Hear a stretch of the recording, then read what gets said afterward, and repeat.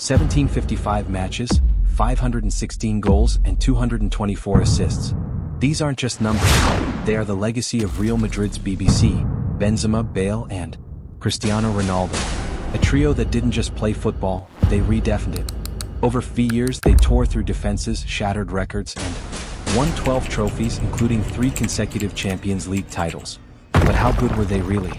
Were they just another great attacking force, or were they the greatest trio football has ever seen? To answer that, we need to rewind the clock and return to where it all began. Before BBC there was another legendary era, the Galacticos. A Real Madrid team so good that even today their names command respect. Beckham, Zidane, Figo, Ronaldo. These weren't just players, they were artists who turned football into poetry. In the early 2000s, Real Madrid wasn't just a club, it was an unstoppable force. But no era lasts forever. By 2003, a new threat was emerging, Barcelona's rising stars. And by 2006, something unthinkable had happened. Real Madrid had gone 3 years without a single trophy. A crisis was looming and failure was never an option for Los Blancos. Change was coming. Real Madrid doesn't tolerate failure. 3 years without a trophy was unacceptable. Something had to change. First they brought in Fabio Capello, a manager with one clear mission: bring La Liga back to Madrid. And he did.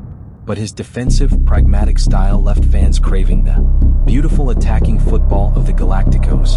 Capello was out. Next came Bernd Schuster in 2007. This time, Real dominated La Liga, winning the title with 3 games to spare. But there was a problem. Real Madrid wasn't just about domestic success. The true test was the Champions League.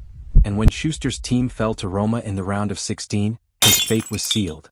One thing was clear: winning La Liga wasn't enough. Real Madrid needed a revolution. That revolution began in 2008. Real Madrid, desperate for a return to dominance, turned to Juan de Ramos. But if Capello and Schuster had failed to bring European glory, Ramos was an outright disaster. A humiliating 4-0 Champions League exit against Liverpool, second-place La Liga finish, and the ultimate embarrassment, a 6-2 thrashing at home to Barcelona.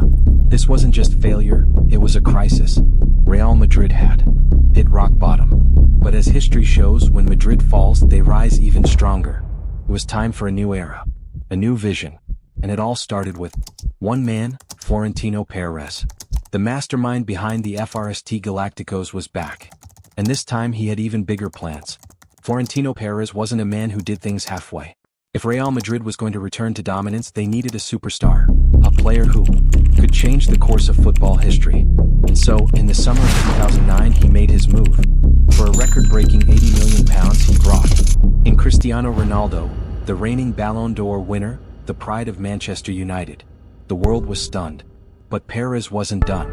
He also secured the signing of Karim Benzema, a rising star from Lyon. With these two attacking forces, expectations were sky high. This was the birth of a new era, the second coming of the Galacticos.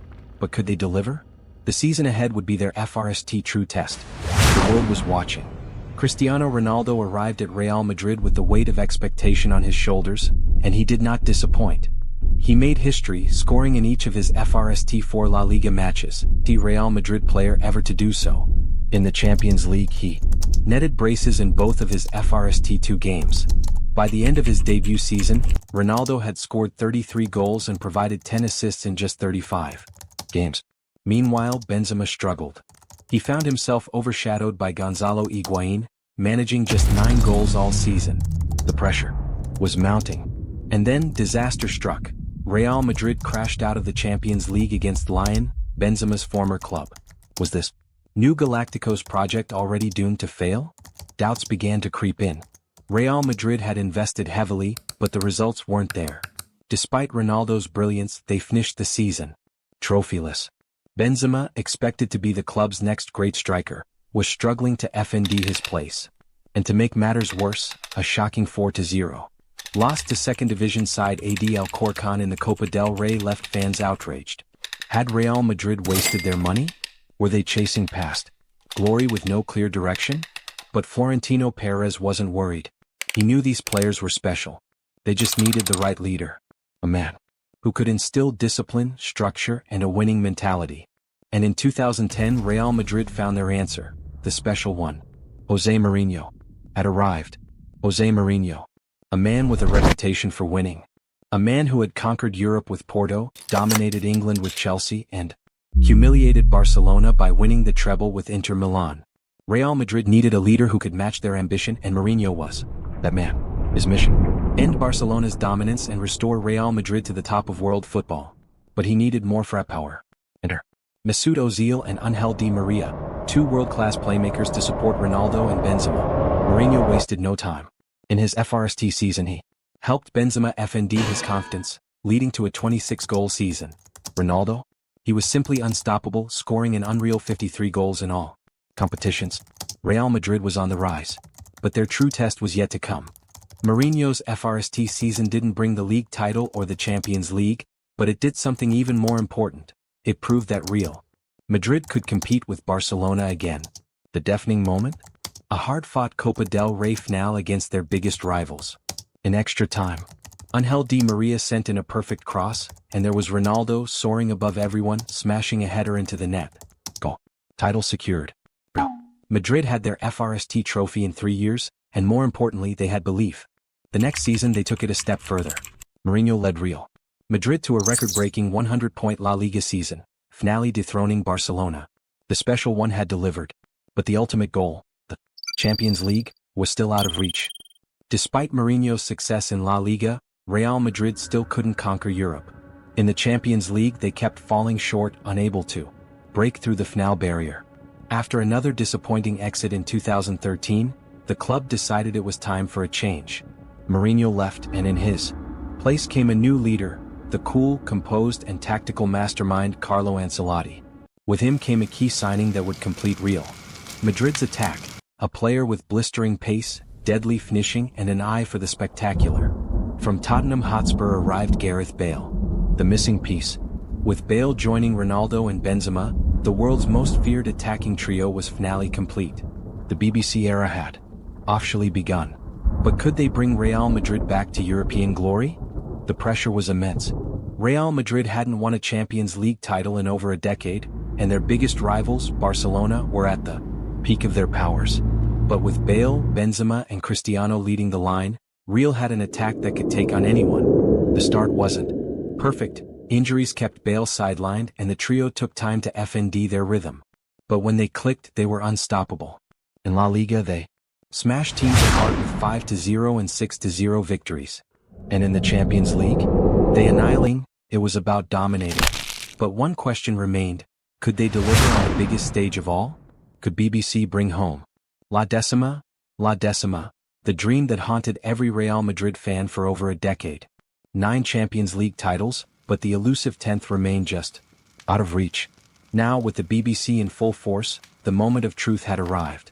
Real Madrid powered through Borussia Dortmund and then faced a 4-0 demolition in Munich with Ronaldo and Ramos leading the charge.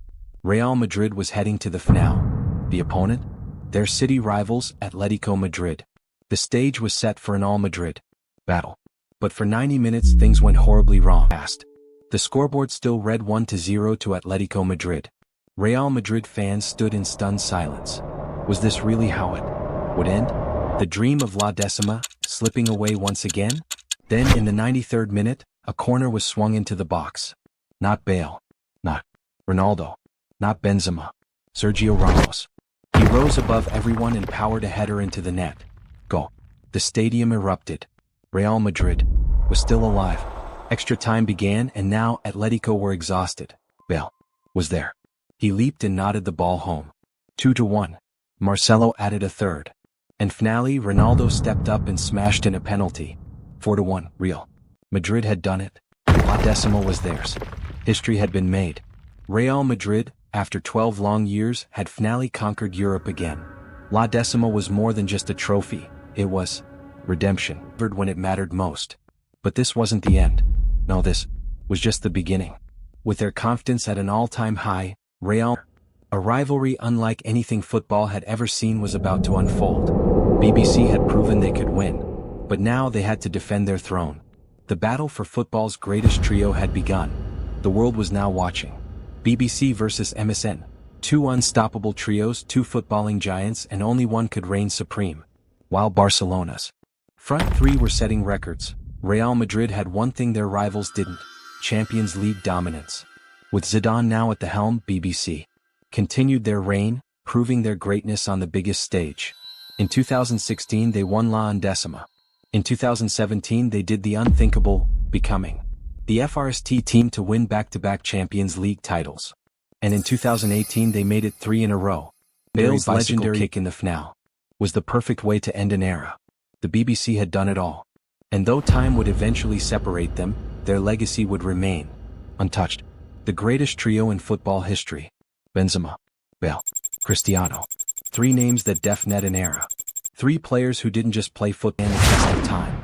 From the heartbreak of early struggles to the glory of La Decima, from breaking Barcelona's dominance to conquering Europe 3 years in a row, BBC became immortal. Football moves forward, new stars rise and eras change. But the story of BBC? That will be told forever. Because in the end, trophies fade, records are broken, but legends never die.